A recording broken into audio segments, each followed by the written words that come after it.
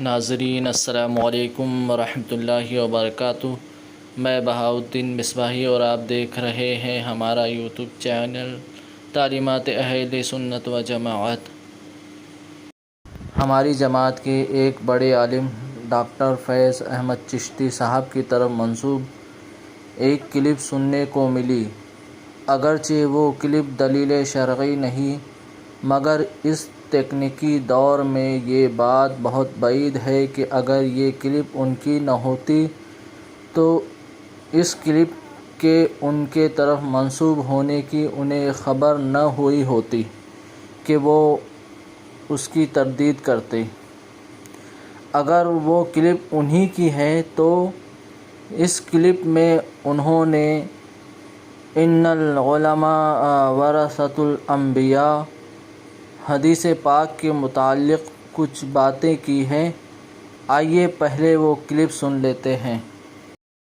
الانبیاء، علماء نبیوں کے وارث ہیں۔ یہاں سے کون سے علماء مراد ہیں؟ یہ علماء جو تقریریں کرتے ہیں، یہ علماء جو کتابیں لکھتے ہیں، یہ علماء مراد ہیں یا اولیاء اور صوفیاء مراد ہیں؟ میں اگر کہوں گا تو ہو سکتا ہے کہ میری بات ہو۔ چلیے چلتے ہیں۔ تفسیر بحر الامواج کے مصنف شیخ شہاب الدین دولت آبادی نے حضرت شیخ بدیع الدین مدار رحمۃ اللہ کی خدمت میں لکھا کہ حدیث جو ہے علماء ورثۃ الانبیاء، اس سے علماء شریعت مراد ہیں یا علماء طریقت مراد ہیں؟ تو آپ نے کیا فرمایا؟ شاہ بدیع الدین مدار رحمۃ اللہ علیہ نے فرمایا، شاہ صاحب نے فرمایا کہ علماء ظاہر کا جو علم ہوتا ہے وہ اکتسابی ہوتا ہے، کتابیں لیتے ہیں، کتابیں پڑھتے ہیں، پھر جا کر ان کو وہ چیز یاد ہوتی ہے، یہ علم شریعت وہ اکتسابی ہے۔ آپ نے ایک مہینہ کہیں کام کیا، آپ کو $1000 ملے، یہ وراثت نہیں ہے۔ آپ کے والد گرامی دنیا سے چلے گئے، آپ کو $1000 مل گیا، یہ وراثت ہے۔ تو جو آپ نے ایک مہینہ محنت کر کے چیز حاصل کی ہے اس کو وراثت نہیں کہتے۔ وراثت وہ ہوتی ہے کہ جہاں آپ کی محنت نہیں لگی وہ آپ کو مل جائے۔ تو العلماء ورثۃ الانبیاء ہیں، تو علماء یہاں سے علماء اکتسابی، علماء ظاہری نہیں ہوں گے، وہ علماء ہوں گے کہ جو صوفیاء ہیں، اولیاء ہیں، کیونکہ ان کے پاس جو علم آتا ہے وہ رب کا القاء ہوتا ہے، رب کی رحمت ہوتی ہے۔ اللہ اکبر۔ ولیوں کی اپنی تشریح اور مزہ آتا ہے، آپ کا دل کرے تو تسلیم کریں۔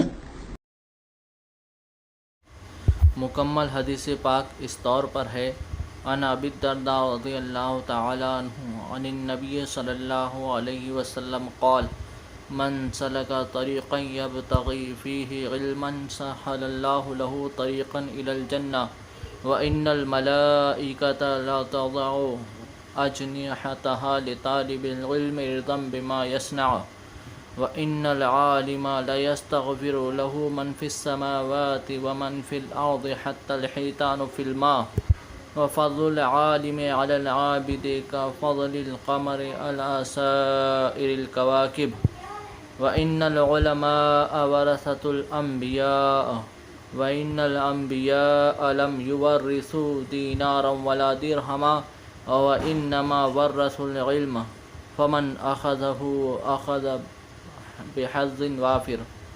اس حدیث پاک کو ابو داؤد، ترمذی، ابن ماجہ اور دارمی اور احمد نے روایت کیا ہے۔ ترجمہ: جو علم حاصل کرنے کے لیے راستہ چلے، اللہ تعالیٰ اس کے لیے جنت کا راستہ آسان فرما دے گا۔ بلا شبہ فرشتے طالب علم سے خوش ہو کر اس کے قدموں تلے اپنے پر بچھا دیتے ہیں۔ یقیناً عالم دین کے لیے آسمان و زمین والے دعائے مغفرت کرتے ہیں، یہاں تک کہ مچھلیاں بھی پانی میں دعائے مغفرت کرتی ہیں۔ عالم کی فضیلت غیر عالم عبادت گزار پر ایسی ہے جیسے چاند کی فضیلت تمام ستاروں پر۔ بے شک علماء دین انبیاء کے وارث ہیں، اور انبیاء کی وراثت دینار و درہم نہیں بلکہ علم ہے، تو جس نے اس کو حاصل کیا اس نے بڑا نصیب پایا۔ حدیث پاک کے الفاظ مکمل طور پر اسی بات پر دلالت کر رہے ہیں کہ جو علم حاصل کر کے عالم بنے وہ وارث انبیاء ہے۔ پہلے طلب علم کی فضیلت بیان فرمائی، پھر جو علم حاصل کر لے اس کی فضیلت بیان فرمائی، اور آخر میں جو علم حاصل کر لے اس کا عہدہ بیان فرمایا کہ وہ انبیاء کا وارث ہے۔ وراثت انبیاء علم شریعت ہے جس کو علماء حاصل کرتے ہیں۔ ڈاکٹر صاحب قبلہ نے یہ فرمایا، محنت کر کے جو پیسہ کمایا وہ وراثت نہیں، آپ کے والد کا انتقال ہو گیا، آپ کو وراثت میں جو مال ملا بغیر محنت کے وہ وراثت ہے۔ تو علماء کتابیں خرید کر محنت سے پڑھ کر علم حاصل کرتے ہیں، وہ وراثت نہیں ہوتا۔ جو علم اولیاء و صوفیاء کو اللہ کی طرف سے بغیر محنت کے ملتا ہے وہ وراثت انبیاء ہے۔ ڈاکٹر صاحب قبلہ سے عرض ہے کہ وراثت مال اور وراثت علم میں بہت فرق ہے۔ مال مورث کی ملکیت سے زائل ہو کر وارث کو ملتا ہے، جبکہ علم بغیر زوال ملکیت مل جاتا ہے۔ تو وراثت علم کو وراثت مال پر قیاس کرنا غلط ہے۔ اعلیٰ حضرت رضی اللہ تعالی عنہ نے فتاوی رضویہ جلد 21 صفحہ نمبر 530 میں لکھا ہے، امام شافعی رضی اللہ تعالی عنہ فرماتے ہیں، وَمَا اتَّخَذَ اللَّهُ وَلِيًّا جَاهِلًا، اللہ نے کبھی کسی جاہل کو اپنا ولی نہ بنایا، یعنی بنانا چاہا تو پہلے اسے علم دے دیا، اس کے بعد ولی کیا کہ جو علم ظاہر نہیں رکھتا، علم باطن کے اس کا ثمرہ و نتیجہ ہے کیوں کر پا سکتا ہے۔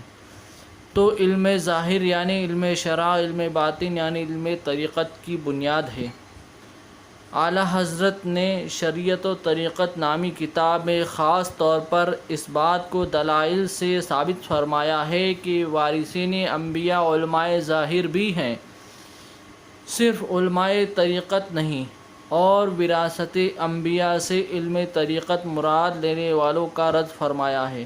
چنانچہ فرماتے ہیں، عمر جاہل نے علماء ظاہر کو مطلقاً وراثت انبیاء علیہم السلام سے محروم کہا، حالانکہ قرآن عظیم نے ان سب کو انبیاء علیہم السلام کا وارث قرار دیا، حتیٰ کہ بے علم یعنی فرائض و واجبات کی پابندی کریں مگر دیگر نیک کاموں، مستحبات و نوافل میں سستی کریں، ایسے علماء کو بھی وارث قرار دیا جبکہ وہ صحیح عقائد رکھتے ہوں اور سیدھے راستے کی طرف بلاتے ہوں۔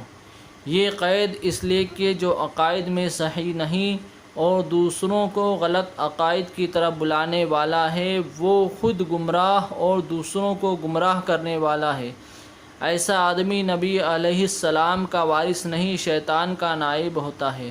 لہٰذا صرف صحیح عقائد والا اور اس کی طرف دوسروں کو بلانے والا انبیاء علیہم السلام کا وارث ہے، اگرچہ بے عمل ہو۔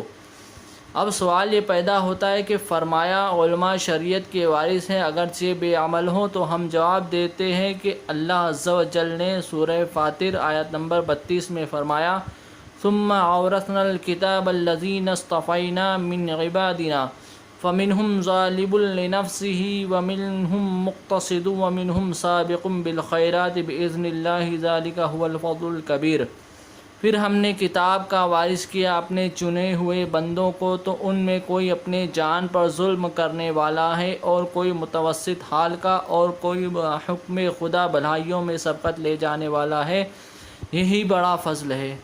اس آیت میں غور کرو اور سمجھو کہ وہ بے عمل و گناہوں سے اپنی جان پر ظلم کرنے والے ہیں، انہیں بھی اللہ تعالیٰ نے کتاب کا وارث فرمایا اور اپنے چنے ہوئے بندے قرار دیا۔ شریعت و طریقت از امام احمد رضا خان قادری علیہ رحمۃ الردان صفحہ نمبر 14۔